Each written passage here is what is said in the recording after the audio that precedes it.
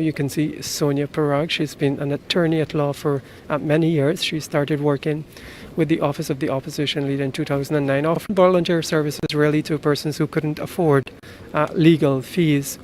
And she is now being appointed the Minister of Public Service and will take the oath of office shortly along with the other ministers. Next to her is Kwame Mccoy. We know him very well. He's been very active in the PPP. He served as the head of the press and publicity unit under the Jagdeo presidency. Kwame Mccoy has many other positions before. He actually started out his career as a reporter with the Ghana Broadcasting Corporation. That's the national radio station before the National Communications Network. And right, so I'm being reminded that Kwame actually served as head of the press and publicity unit under the Donald Ramsey administration, but he's now been appointed minister within the office of the Prime Minister. We expect that he will hold the fort over the information sector. Next to him is Mr. Vikram Barat, another young member of the PPP. He is being appointed to the substantive post of natural resources, so he'll be the Minister of Natural Resources, a pretty significant portfolio for him. Next to Mr. Barrett is Anand Prasad. He's the owner of National Television Network, that's NTN. He will hold the post of Minister within the Ministry of Local Government. Next to him is Nigel Darumla. Nigel previously served as chairman of the Ghana Rice Development Board. He served as chief fisheries officer, and between 2009 and 2015 he served between the ministries of local government and Amerindian Affairs as permanent secretary. In 2008 he managed the Caribbean Festival of Arts, which was held in Guyana. So that's Nigel Darumla. He is being appointed as the Minister of Local Government. If we can swing a little bit, the person's head you're seeing there is actually Joe Hamilton. He's been appointed the Minister of Labour. You would recall that under the previous government, the Ministry of Social Protection was lumped with the Ministry of Labour. It's meant to be they're meant to be separate ministries. And so Joe Hamilton will take up the position of the Minister of Labour. And if we can switch the cameras, the person who was not in place when we started is Charles Ramsen. He has been appointed as the Minister of Culture, Youth and Sport. Charles, you would remember, was the person who first said that he wanted to be the PPP's presidential candidate. He was reprimanded by the opposition leader then, Bharat Jagdeo, who said that that wasn't the way the PPP did things. If you have an interest, there is a particular avenue through which the party handles such matters. Obviously, we know now that he wasn't chosen as the presidential candidate. Irfan Ali was. But Charles Ramsen just graduated in oil and gas management. So all of his studies really relates nothing to the portfolio, you could say, of what he's been appointed. But he's obviously very excited to serve in this new capacity that has been entrusted to him, that of Minister of Culture, Youth and Sport.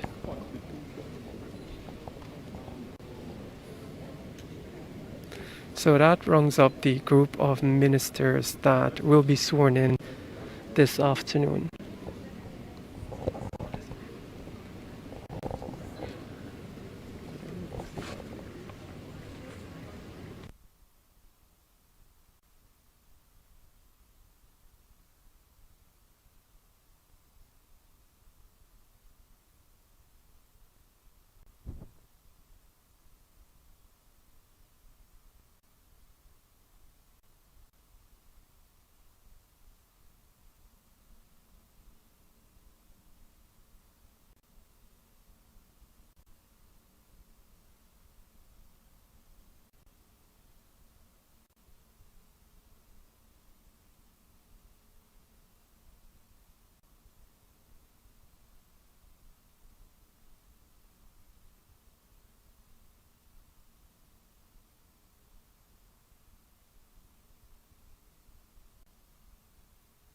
A completely new face that we are seeing here today is Attorney at Law Onage Waldron. She is being appointed as the Minister of Tourism, Industry and Commerce. The Minister of Parliamentary Affairs and Governance and the Colonel are blocking her. But we're going to try to get a closer image. Yes, so that's Attorney at Law Onage Waldron. She's been appointed as the Minister of Tourism, Industry and Commerce. So there we think we have rounded up all the members of the Irfan Ali cabinet that are being appointed this afternoon.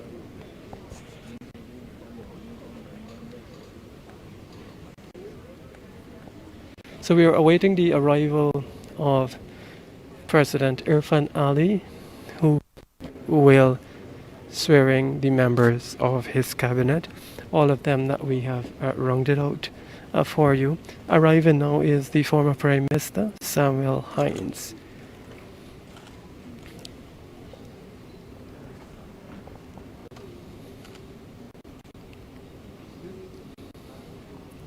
This is going to be a very brief ceremony this afternoon. All that happens really is that they take their oath of office and then they are given their instruments, the instruments of appointment.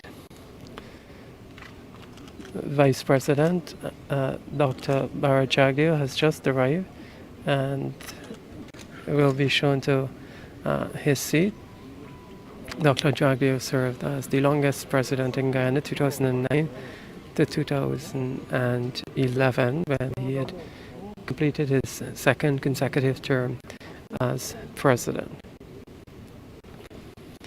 He has joined the Irfan Ali government as vice president. The only appointment we should tell you that hasn't been finalized is that of the Minister of Finance. No one has been identified for that post. The Prime Minister has now entered the auditorium where the swearing-in ceremony will take place. Brigadier Mark Phillips, the Prime Minister of Guyana.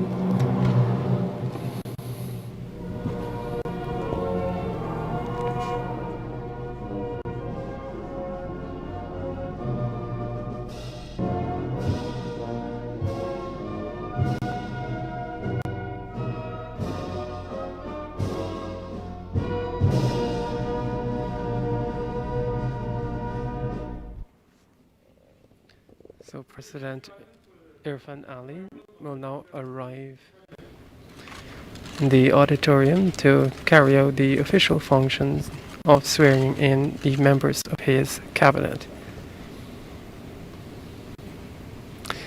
The President goes straight to his seat and the swearing-in ceremony will now begin.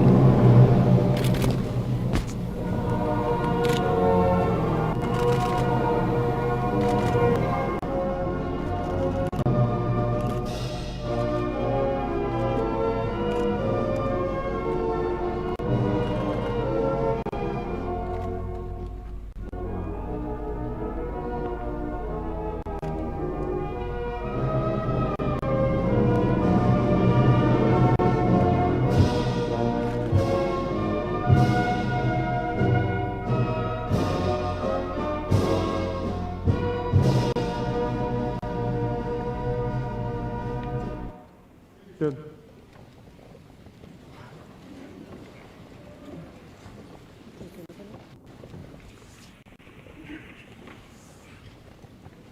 Your Excellency, President Mohammed Irfan Ali, Honorable Prime Minister Mark Phillips, Honorable Barat Jagdeo, Vice President, and Honorable Samuel Hines, former President, Ministers of Government, Ministers in Waiting, Chief of Staff and Heads of Disciplined Services, members of the Diplomatic Corps, invited guests, ladies and gentlemen, members of the media, friends all. Good afternoon and welcome to this simple but extremely significant ceremony.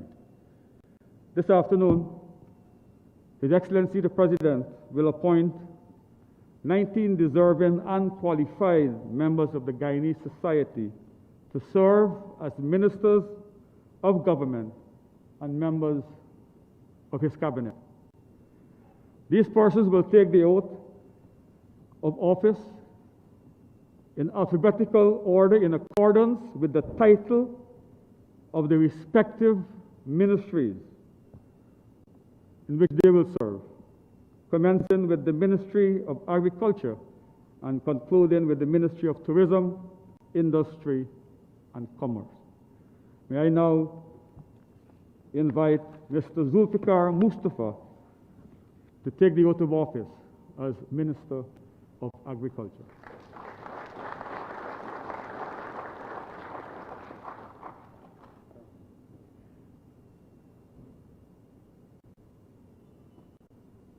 I, Zulfikar Mustafa, do hereby solemnly declare that I will bear true faith and allegiance to the people of God, that I will faithfully execute the office without fear or people.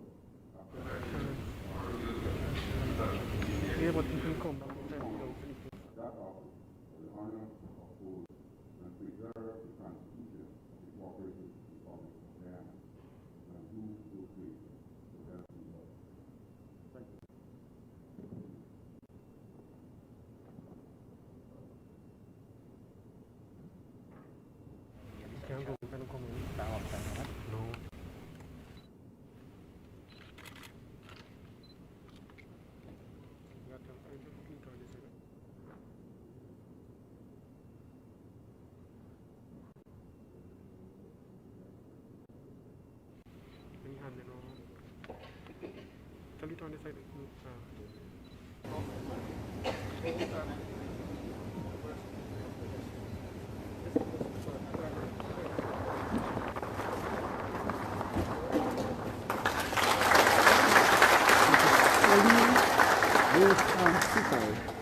As Minister of Amerindian Affairs.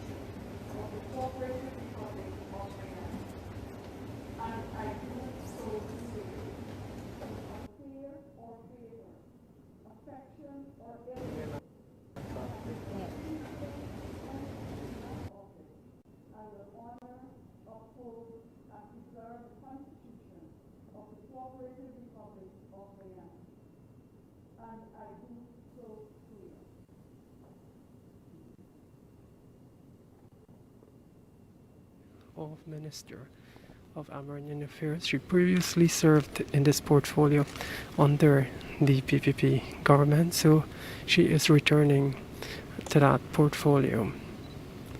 The Ministry of Amerindian Affairs covers issues related to the country's indigenous peoples in some of in the regions that they mostly live, regions 1, 7, 8, 9.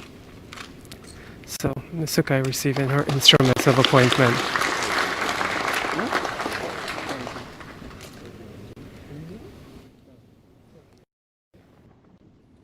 May I remind you that we're observing strictly the COVID-19 guidelines.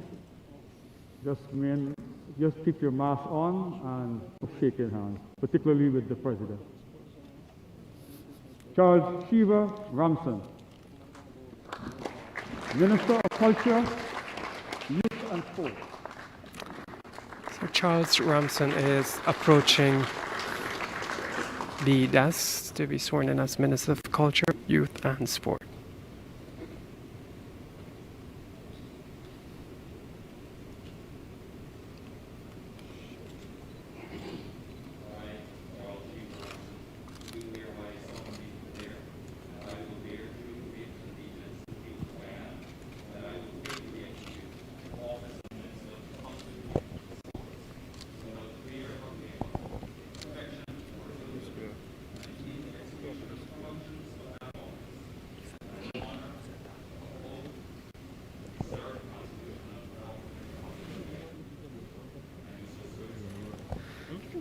has Charles Ramsen taken the oath as Minister of Culture, Youth and Sport. Charles Ramsen, a very ambitious young man, wanted to be the presidential candidate of the PPP and boldly expressed an interest. He's now taken up the position of Minister of Culture, Youth and Sport. He's actually trained in law, educated in law, and recently completed a scholarship in Scotland in oil and gas management. Charles Ramsen receiving his instruments of appointment.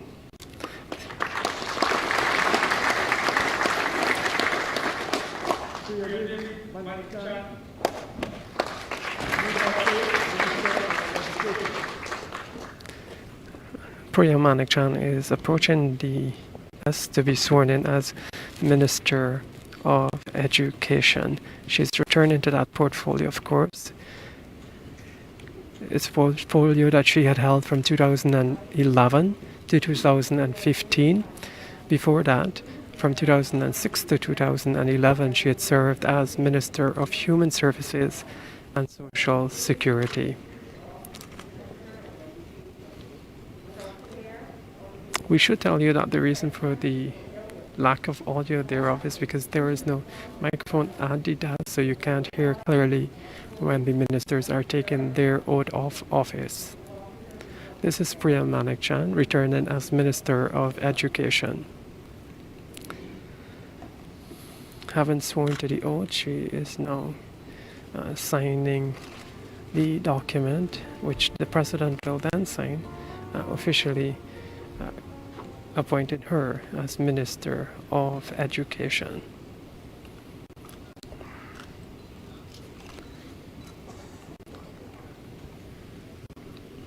Priya Manik receiving her instruments of office as Minister of Education.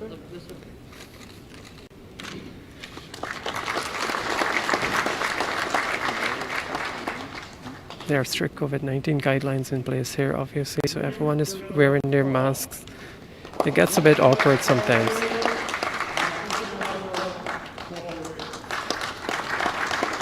Hugh Todd, a professor at the University of Guyana School of Innovation, is being sworn in as the Minister of Foreign Affairs and International Cooperation. Hugh Todd has been active with the PPP in recent years. You may have been seeing him on television hosting various programs for the PPP.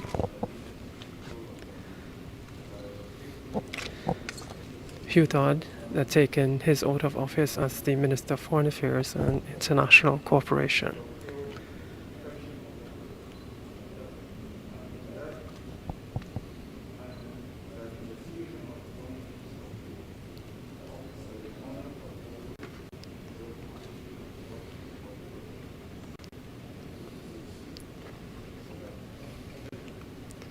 So Hugh Todd is the Assistant Dean in the School of Entrepreneurship and Business Innovation at the University of Guyana, now taking up the role of Minister of Government, handling the portfolio of Foreign Affairs and International Cooperation.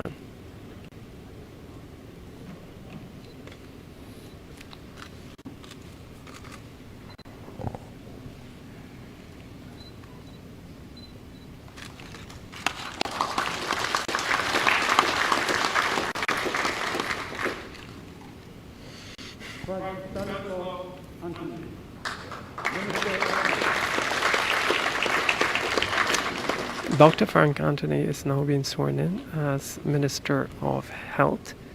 It's a position that he held very early on in PPP governments, and subsequently he had served as Minister of Culture, Youth and Sport.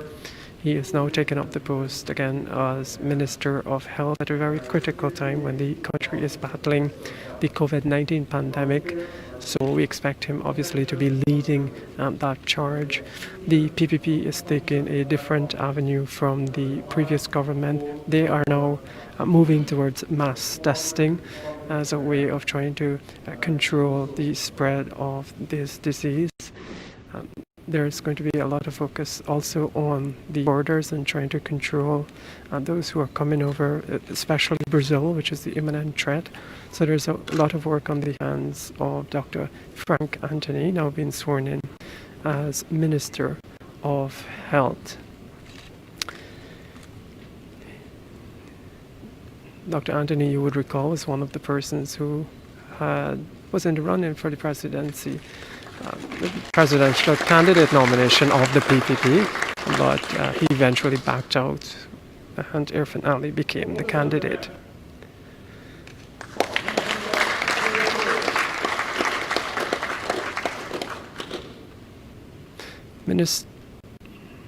Now you are seeing Ramsen Ben. He's been sworn in as the Minister of Public Works.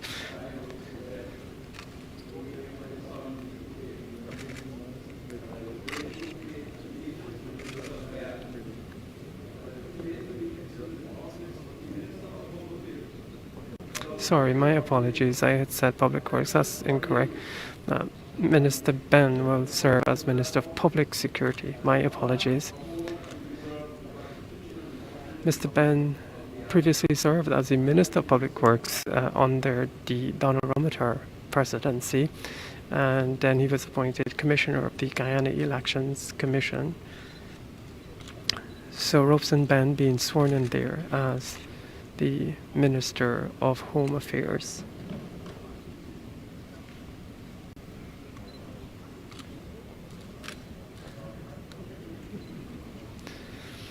Ramsen Ben receiving his instruments of appointment as Minister of Home Affairs, what you know as the Minister of Public Security.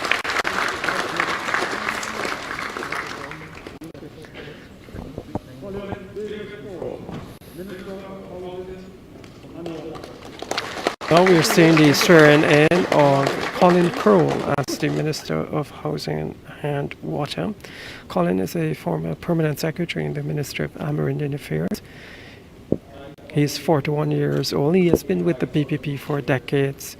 He achieved a master's in business administration, majoring in international business from a university in Malaysia in 2007. And he has a degree in business management from the University of Guyana. He was permanent secretary at the Ministry of Local Government and Regional Development from December 2011 to June 2015.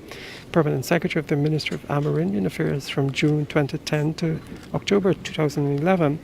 And then he went to the Ministry of Legal Affairs as its permanent secretary from 2009 to 2010. In Parliament, he actually represented the portfolios of local government and housing and water. And so he's now taken up that ministerial portfolio. Colin Pearl, the Minister of Housing and Water.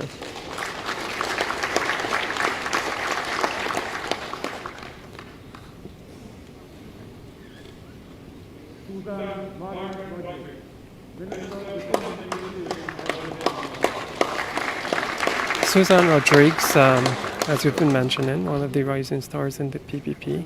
She only joined the party 4 years ago. A friend actually urged her to become a member of the party, so she signed up the application form. She started attending meetings of the PPP's Camberville group. She rose to become its secretary and then the chairperson and then a candidate for the PPP in the March 2nd elections. She is an entrepreneur into contracting, also into real estate. That's her family background as well. She is from Middle Road, La Penitence in Georgetown. She has 2 children. She is excited about this new role. So this is Suzanne Rodriguez, the minister within the Ministry of Housing and Water.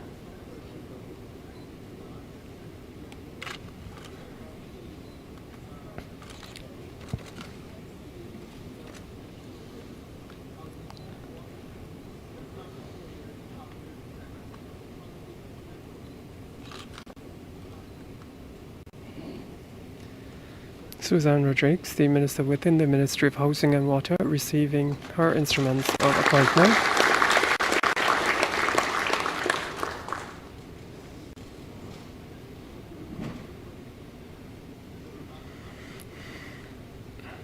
Next up to take the oath of office is Dr. Vindhya Prasad.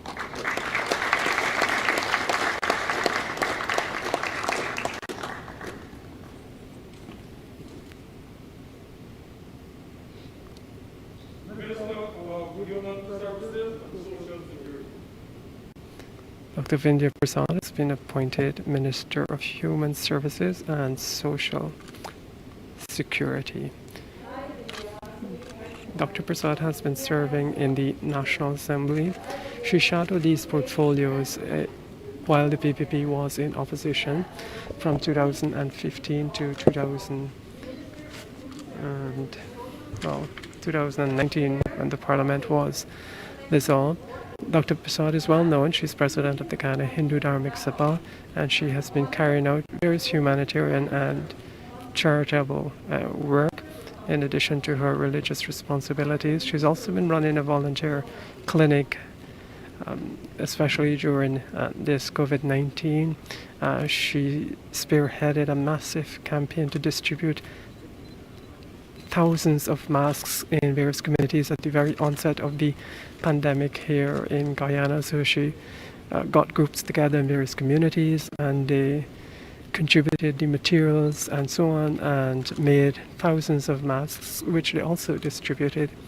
So Dr. Prasad is well known for that kind of work, and so she takes up the ministerial portfolio today as Minister of Human Services and Social Security.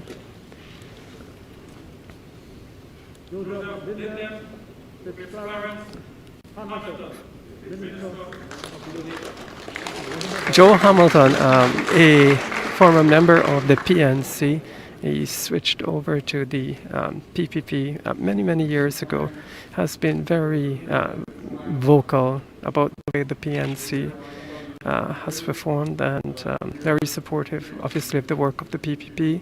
Now he's been sworn in as the Minister of Labour. We expect it will be a separate ministry. Previously, the Ministry of Human Services and Social Security was twinned with the Ministry of Labour. But this seems to be a completely separate ministry and portfolio. It's not a junior minister under the Ministry of Human Services and Social Security. So Joe Hamilton taking up the portfolio of Minister of Labour. He's signing there the instruments under which he is being appointed in this portfolio. So far we've seen a very mixed cabinet, a very young cabinet for this Irfan Ali presidency, this government.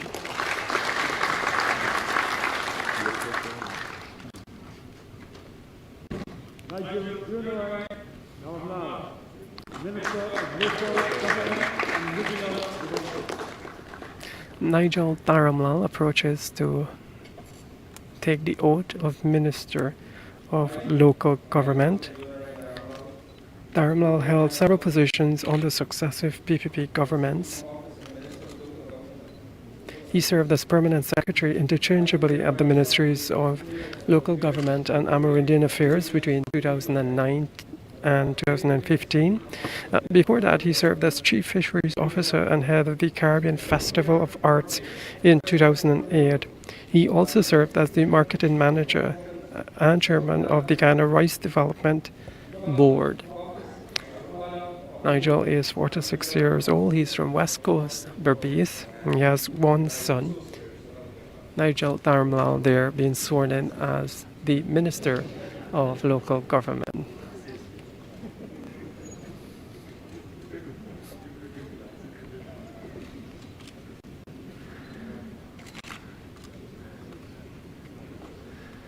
The Vice President sharing some joke that we're not able to catch on to.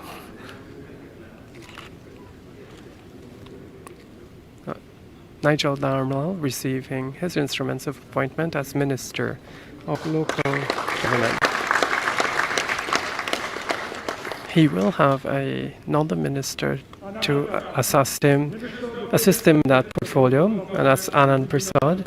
You know him as the owner of National television network, NTN, Channel 69.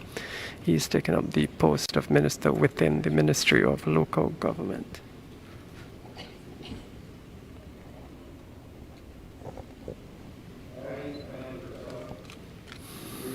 Anand has been very active with the PPP of recent. He's supporting them in various areas. Of course, obviously promoting the work of the PPP on his station. NTN, they have NTN TV and radio. He is receiving the appointment as minister within the Ministry of Local Government.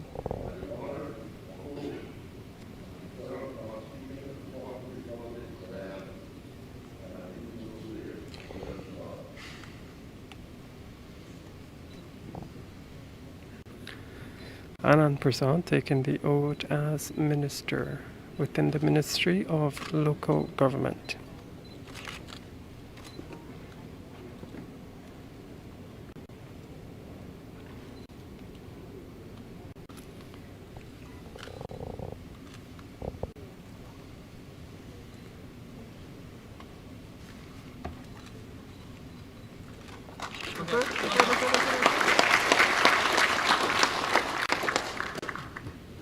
Vikram Barat, Minister of Natural Resources.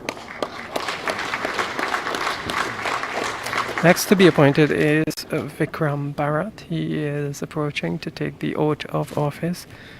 Vikram Barat is being appointed the Minister of Natural Resources. He's 40 years old. He's married with 2 children, 2 teens, one 16, the other 15. Barrett is from Berbice, attended New Amsterdam Multilateral School. He holds a bachelor's degree in computer science from the University of Guyana. He once worked as technical officer at the Ministry of Local Government and Ministry of Health and as a project manager with the United Nations Development Program. Vikram Barat was also the chairman of the Grove Time and Neighborhood Democratic Council on the east bank of Demerara. He takes up the substantive portfolio of Minister of Natural Resources.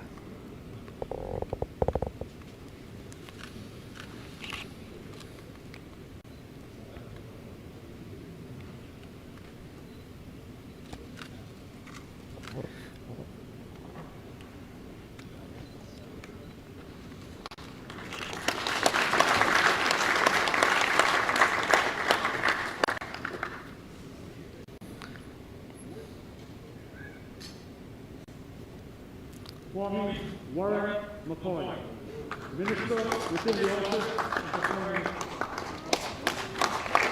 Next being sworn in is Kwame Mccoy. Of course, he's no stranger to you. You've seen him on television umpteen times. Been a very vocal advocate of the People's Progressive Party.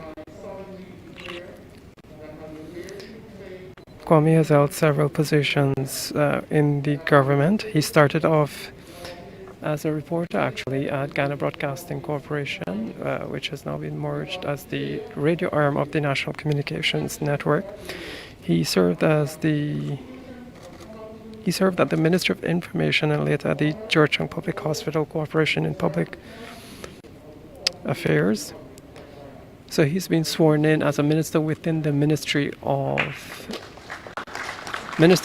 office of the Prime Minister, rather, and so we expect him to take up the portfolio managing the information sector. He is currently finalizing his master's in political marketing, Kwame Mccoy. He has a son, 21 years old. Kwame Mccoy, the minister within the office of the Prime Minister. Kwame is 44 years old. Next up is Sonia Perag. She's also brand new on the political scene, you could say. Sonia is an attorney at law. She's from Anna Regina on the Essequibo coast. She lived there until she was 13 years old. When she gained Queen's College at what is now the National Grade 6 assessment, but there was nowhere to stay in Georgetown, and so she eventually ended up spending her secondary school years at President's College. After that, she became an attorney at law. Last year, she started volunteering with the Office of the Opposition Leader, offering legal services, and then was asked to be a candidate for the PPP, and she accepted, campaigned with them, and here she is, being sworn in as the Minister of Public Service.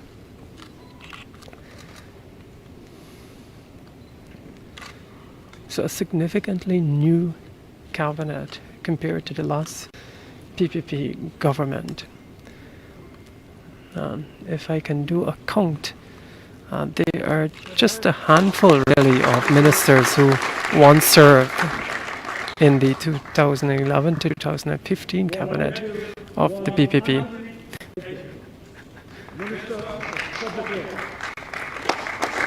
Juan Anthony Agil, Bishop Agil, as he likes to say, or he is known as in his church. He has been appointed as the Minister of Public Works, what you may have become accustomed to as the Ministry of Public Infrastructure. Juan Agil previously served as Minister within the Ministry of Finance under the Donald Ramotar government from 2011 to 2015. Now he's been appointed as the Minister of Public Works.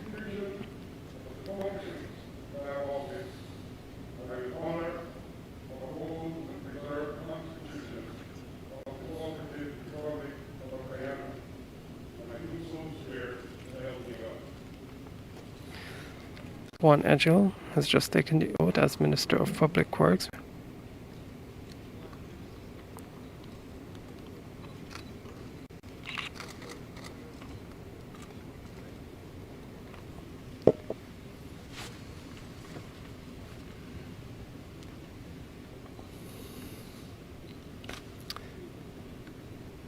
Once the signing is done, they collect their instruments of appointment, and that's what is going to happen right now for Juan Agil, the Minister of Public Works.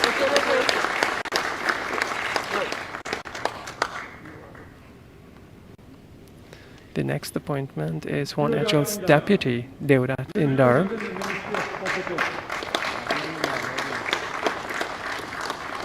Deodat Indar will serve as the minister within the Ministry of Public Works. He was a former president of the Georgetown Chamber of Commerce and Industry, worked as an accountant in finance management at Sterling Products Limited. Deodat Indar now takes up the post of Minister within the Ministry of Public Works through Public Infrastructure, as you may have known it.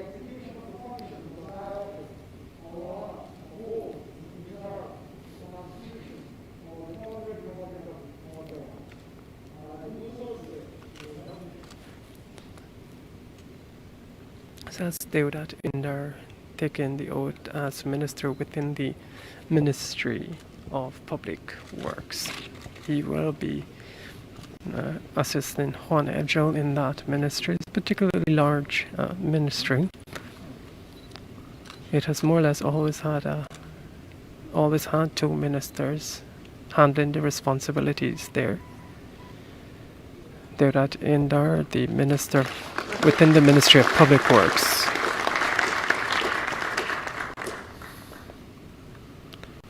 Onis Walron, Minister of Tourism, Industry and Commerce. Oh, this one is a complete shocker to everyone. Onij Waldron is completely unknown in the political scene. She's an attorney at law. We understand she's taken up the oath as Minister of Tourism, Industry and Commerce.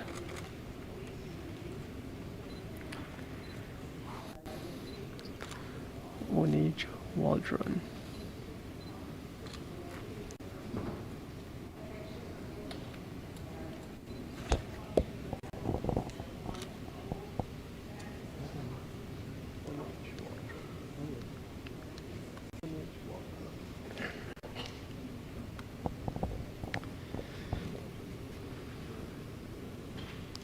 Onij Waldron, an attorney at law.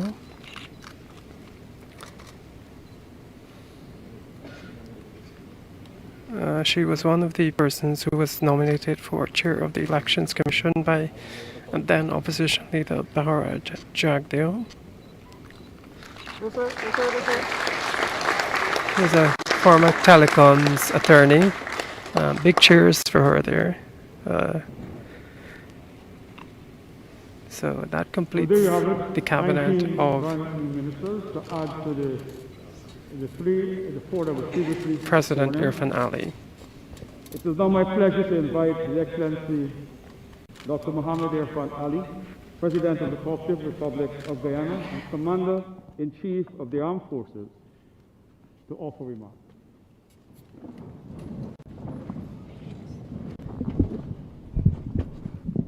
Thank you very much. Prime Minister,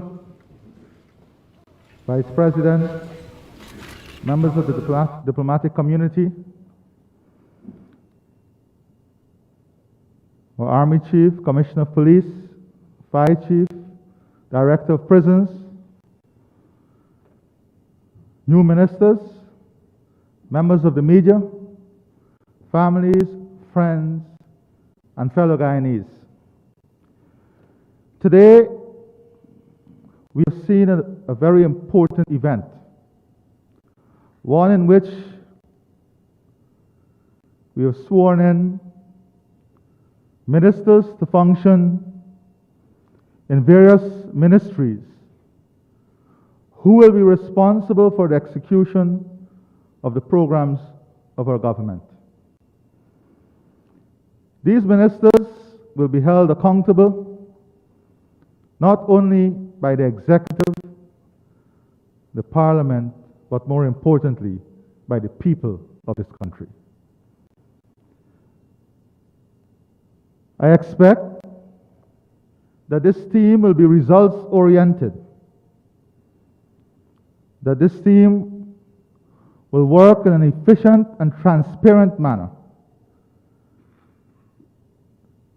The multifaceted nature of the skill sets that comprise the team is what I believe Guyana requires in ensuring we fulfill the aspirations of all the people of this country.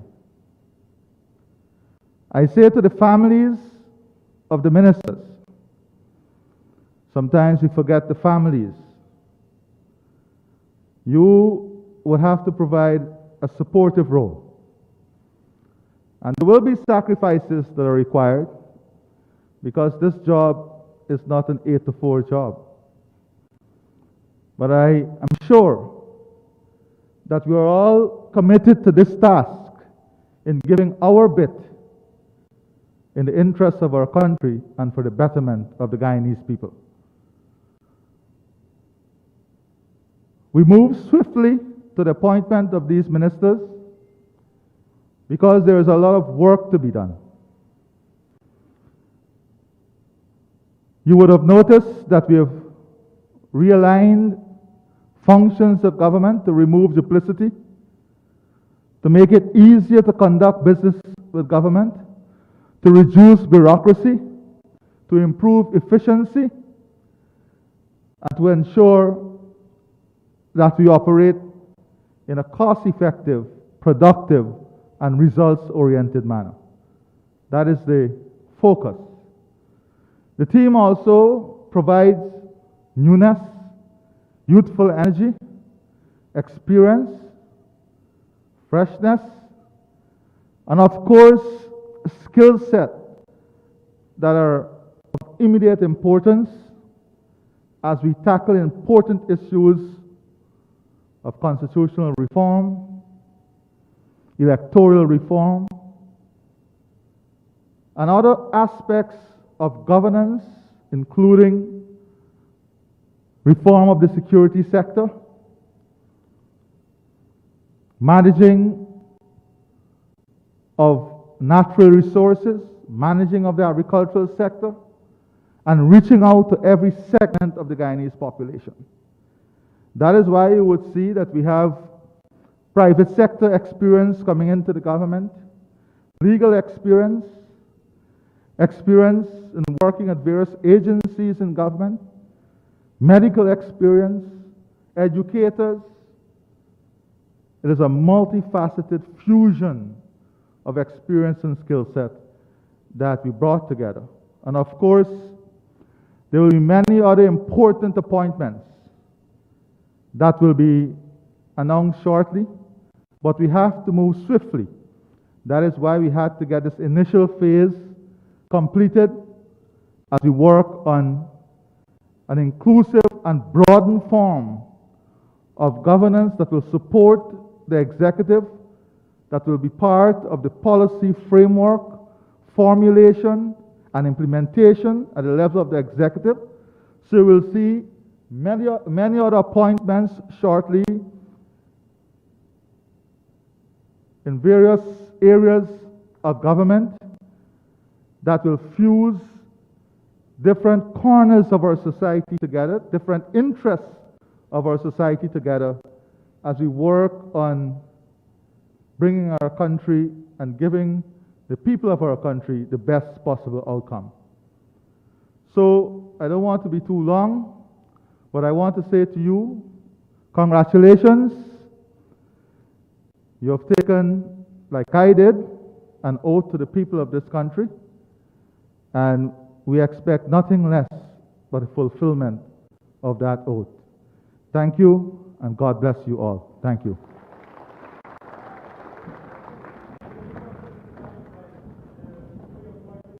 Join the President for a group photograph, and we will do it on the outside, sir. Mr. Lakshman Singh will lead the way. Ministers, please follow.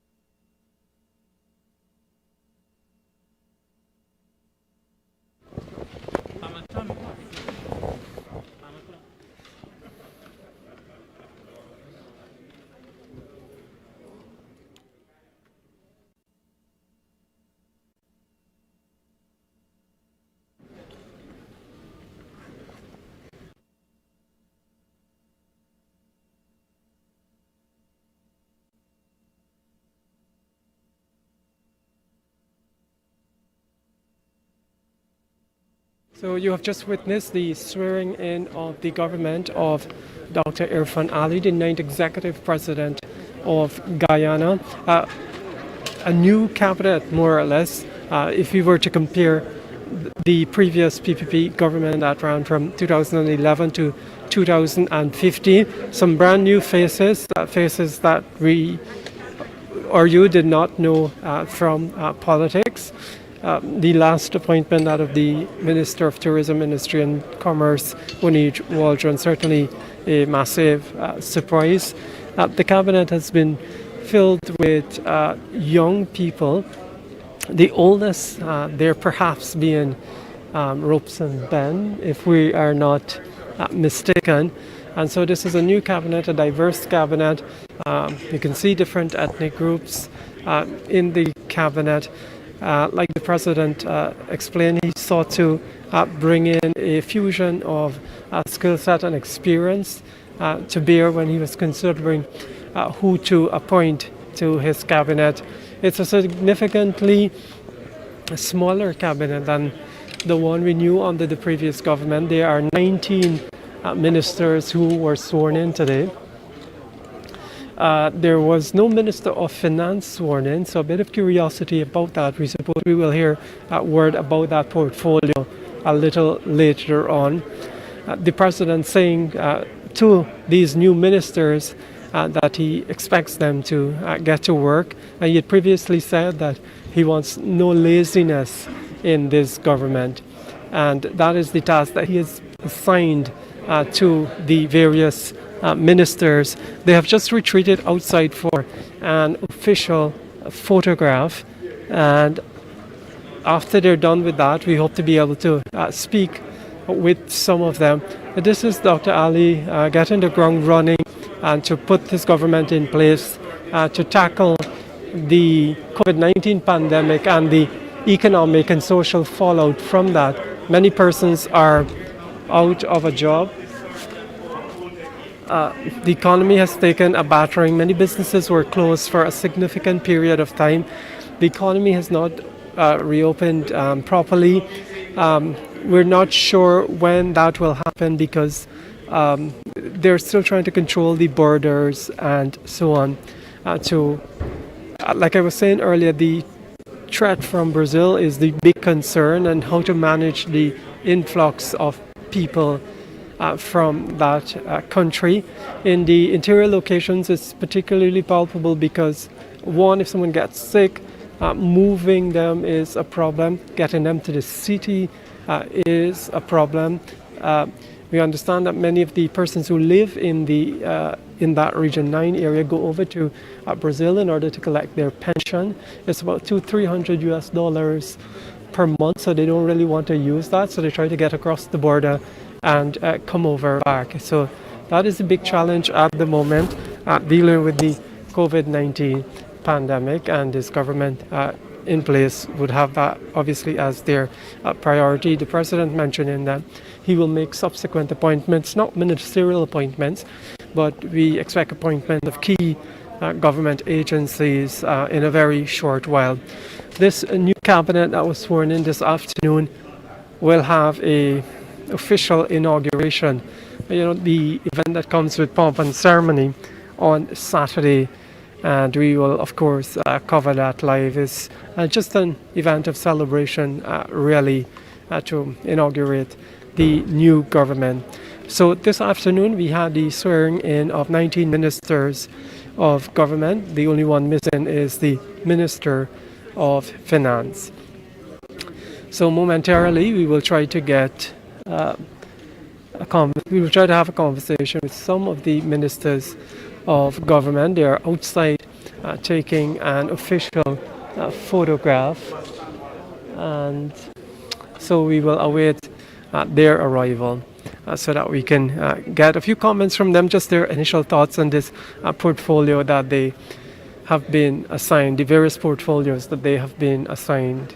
That is, if I can try to run some of the names for you in case you missed it early on. Actually, I don't have my phone with the notes, but what I can remember is the Minister of Agriculture is Zulfikar Mustafa. He's a former chairman from region number 6. There was the swearing in of the Minister of Culture, Youth and Sport as the young Charles Ramsen. Minister of Education, Priya Manik, she's back in that portfolio. The Minister of Health, Dr. Fern Cantone. We had Suzanne Rodriguez, the Minister within the Ministry of Housing and Water. Colin Pearl will take up the official portfolio of Minister of Housing and Water. We had Dr. Vikram Prasad as the Minister of Human Services and Social Security. Joe Hamilton, the Minister of Labour. Kwame Mccoy, Minister within the Office of the Prime Minister. Vikram Barat taking control of the Ministry of Natural Resources. Ramsen is the Minister of Public Security. Pauline Sakai takes up the Ministry of Amerindian Affairs. And we mentioned Ministry of Public Infrastructure or Public Works now. That portfolio will be handled by Juan Agil. He will have a minister within that ministry in the person of Deodat Indar.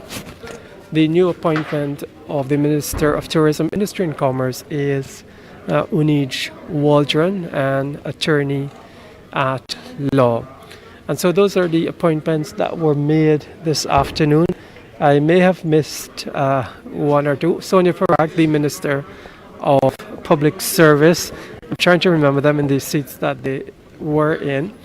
And so those are the appointments that were made this afternoon. Dr. Irfan Ali almost completing his cabinet. The only outstanding one, as we mentioned, that of the Minister of Finance. So we expect to hear a little bit later about what will happen to that portfolio. So at the moment, we can tell that the photo opportunity is over, and some of the ministers are entering the auditorium. So we will try to get a conversation going with some of them. And so we can see coming into the auditorium the Minister of Public Works, that's Juan Edgell. Juan Edgell is the Minister of Public Works. He will have a minister within his ministry assisting him.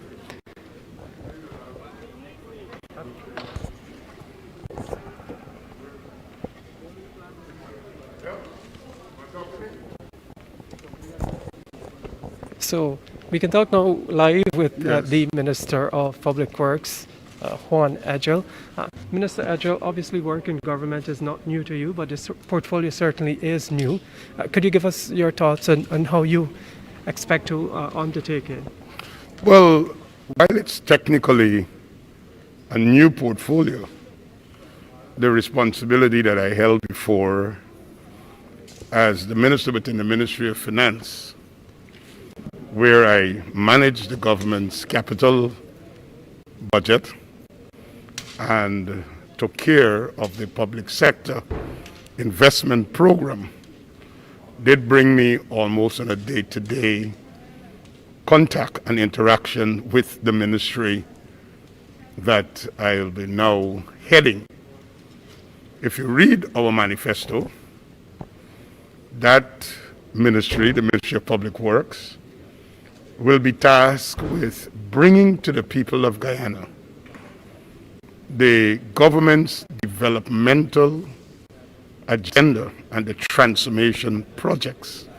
Could you We have to get on immediately to ease the burden of the people commuting from the west side to the east side by delivering the new Demerara Harbor Bridge. We have to be able to provide reliable, renewable, and cheap electricity. We have to be able to realize our full potential in converting our gas into fuel onshore for the industrialization of our country to catapult manufacturing at cheaper costs.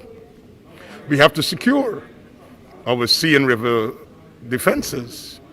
We have to get busy with the Linden to Lethem Road. We have to be aggressively working on the East Bank, East Coast bypass. We have to be busy working on the New Quarantine Bridge. We have to open up interior roads, ensure that our interior airstrips are all serviceable to ensure safe commuting. We have to be able to do something about ensuring safety on our roads, which is something that I take very seriously because for the year we've had too many accidents that has caused multiple lives sometimes in one accident. So road and traffic safety is something that we have to look at. We have to make our waterways safe.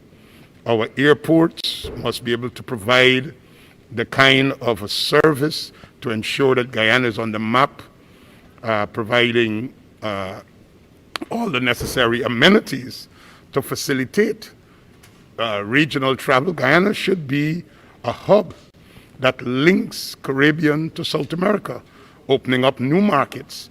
So we have to be able to ensure that we facilitate that kind of a travel. And there are a whole lot of other things that we have to be working on. So those are just some of the things that we have. We have promised to look at the Del Conte Road. We have to open up farm-to-market access roads. We have to be able to open up new areas to facilitate plantation agriculture. So our ministry will not be working in isolation. Our cabinet should be a team. I have a role to play, but the role I play is not as important as the entire team. I'm just a part of that team, and I'll be working with my colleagues to ensure that we make life for the Guyanese people enjoyable. Thank you very much. Juan Edgell, the Minister of Public Works, speaking to us there on just what are some of the initiatives that he plans to pursue with this new portfolio. Now we can talk to Dr. Vindhya Prasad. She's been appointed the Minister of Human Services and Social Security. I got the portfolio right? You did. Great. So, Dr. Prasad, you have been shadowing this portfolio in the National Assembly. Yes. Could you give us a sense of what sort of issues you think are urgent at this time? First of all, I would like to thank the People's Progressive Party Civic for reposing their confidence in me to shoulder the mantle of human services, which is crucial in our country because it's very people-centered. And within the people, there are many vulnerable groups. And as you can remember, on the floors in the National Assembly, I tabled one motion and I spoke on several, dealing with a lot of those issues. And I believe that if we look at the various groupings, there must be a targeted approach to the things that have become bugbears in this particular sector for many Guyanese. Pensions for the elderly, not only how much they get, but how it is delivered to them to ensure that they do not have to endure the harsh conditions we've been seeing in the last few years. Also looking at the NIS situation, because that affects so many Guyanese. Children in particular, that's a passion of mine, and looking at the issue of abuse and functioning of all the agencies dealing with children, ensuring that they're adequately serviced in terms of human resource and resources so that we can have more widespread services, as well as ensuring that children are safer so that we can curb and limit the spread of child abuse. Women are also on top of the agenda because women are vital to any country and in the world. And there has always been this issue of gender equity and equality.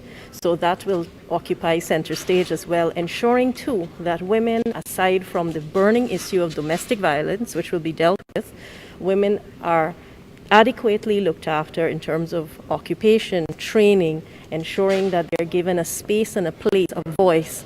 And also we can have more women equipped to not only have skills, but to utilize them, to be compensated, to be in the working world, and to enjoy equal opportunities. And so it's a level playing field for women. Trafficking in persons, another major area that needs to be dealt with. The thing about the People's Progressive Party Civic, they have piloted in their years of office a number of important legislations.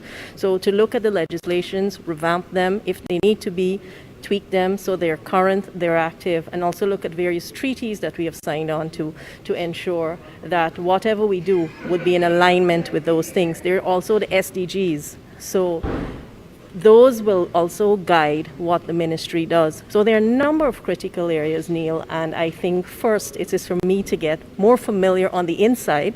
This is my first time as a minister, so it will take hopefully not too long for me to get equipped with the necessary information to assess where we are and to be able to very shortly put things in place, because I'd like to see a level in the ministry where people come first and people's welfare would be paramount in whatever I do. I'm also very, very interested in the alleviation of poverty. So in whatever way the ministry can play a critical role in that area, I'll be happy to be a part of guiding that as well, because we work with those who are differently challenged, those who need public assistance, and so those are some of the areas. It's a very extensive ministry and it has lots of areas as like juveniles. We've had recent legislation, should we enact it, how quickly, and those kinds of things. But I want to assure those of you who are listening to me, whatever I do will always be in the best interests of people. I'm also an avid believer of transparency and accountability. So whatever is done there will be done in that vein. And I believe, too, that there's a team that has been put together. So I'd like to wish all my colleagues the very best success. It is a massive task. It is one that hopefully will not leave us exhausted, but I think we are brimming with the enthusiasm, the energy, and the motivation is to take Guyana forward, an inclusive movement forward where all Guyanese are central to the theme of progress, prosperity and bliss. And if we can work together for the interest and the betterment of our country, understanding that there is a space for everyone, everyone's voice is important in this discussion, and that we can have all those who are interested in working with us bring their skills to the table, then I think Guyana has a brilliant future to look forward to. I'd like to thank the Guyanese people for the confidence in our party, and I know without question they will support us as we move forward, take the country beyond expectations and make Guyana what it has always had the potential to be. So thank you to all my Guyanese brothers and sisters, and I also thank them for their patience over the long months of difficulties that we endured. Thank you very much. Thank you, Neil. Dr. Vindhya Prasad, the Minister of Human Services and Social Security. We can now talk with Suzanne Rodriguez. She is the Minister within the Ministry of Housing and Water. Congratulations, Ms. Rodriguez. We've been saying that you're a rising star. It's just 4 years that you came into the PPP, and here now you're Minister. Yes. Just tell us how that feels first.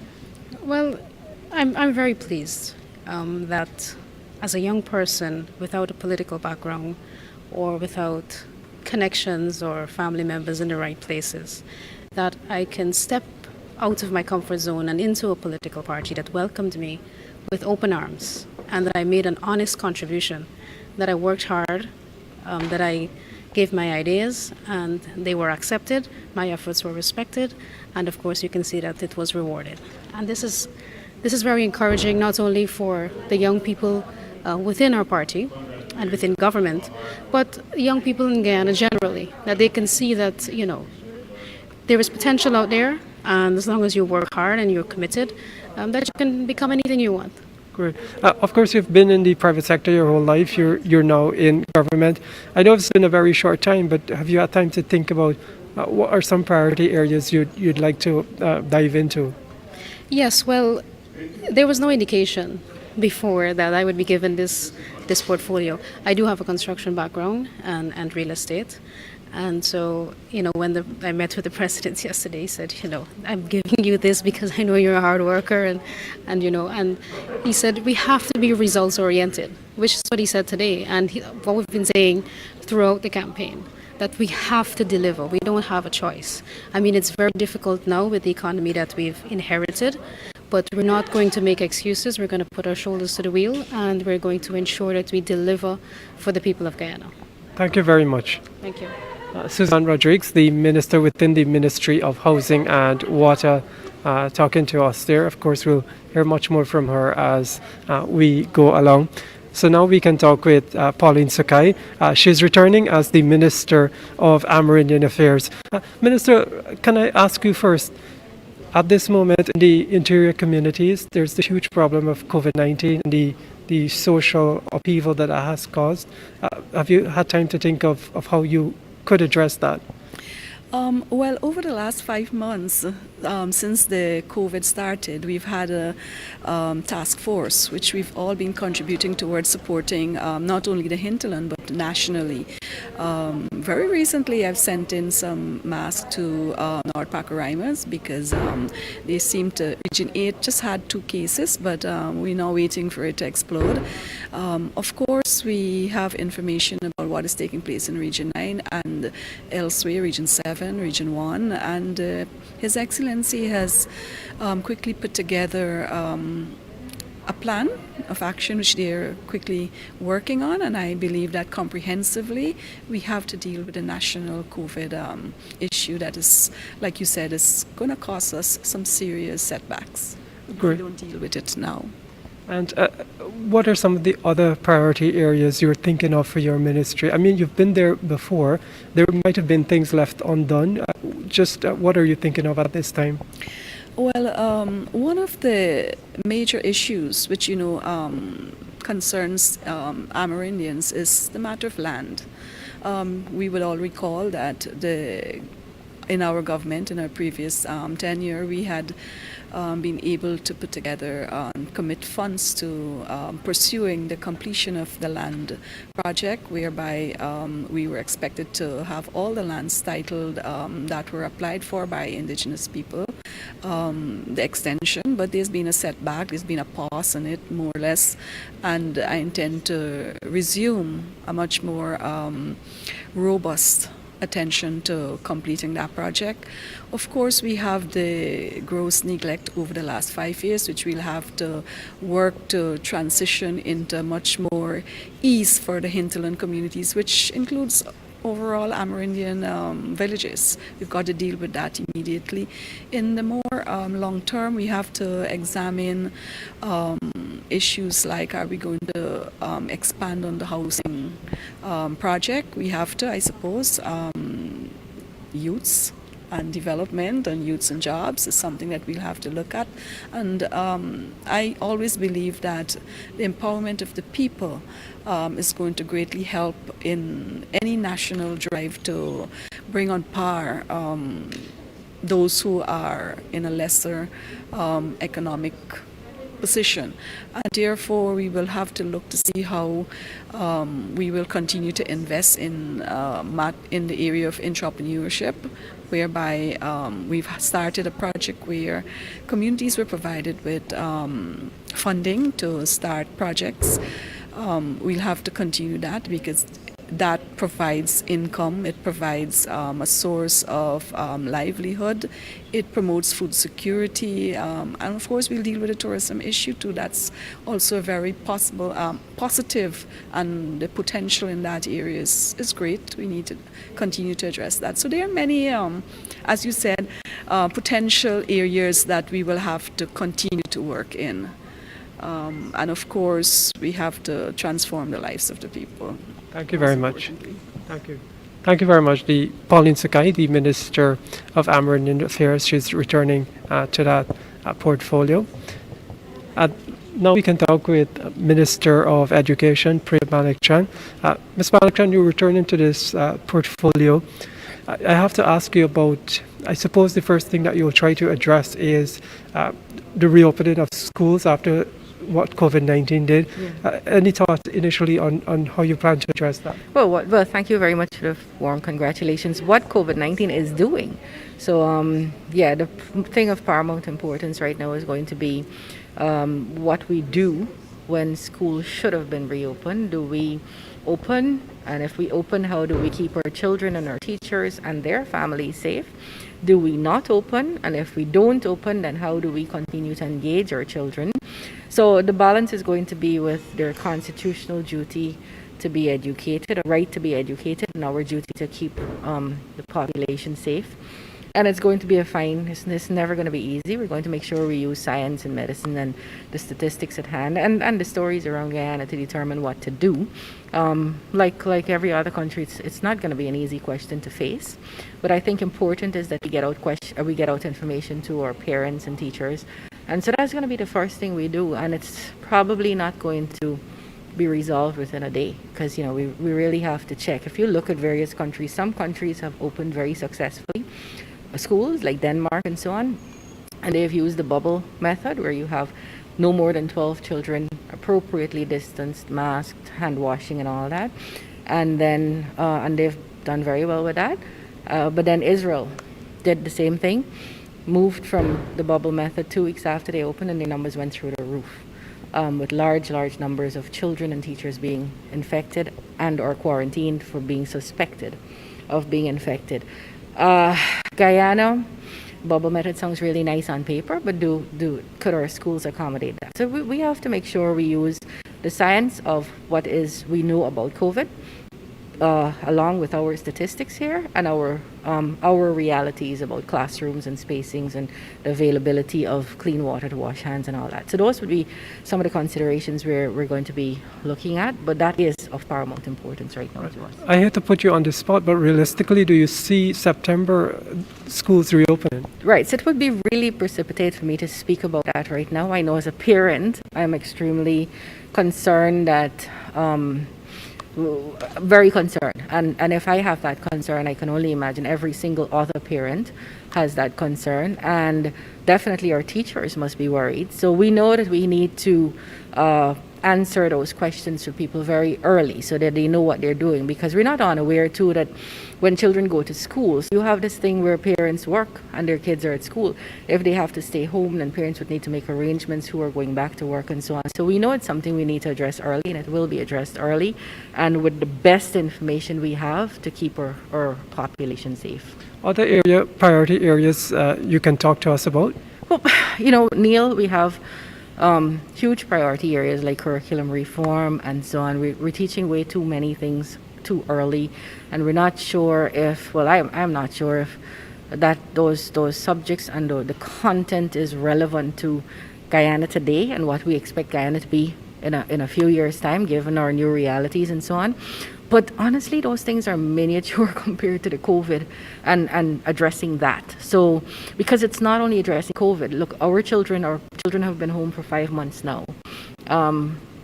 Grade 5 children who are presently in grade 5 would not have covered content that they need to write for the grade 6 exam next year.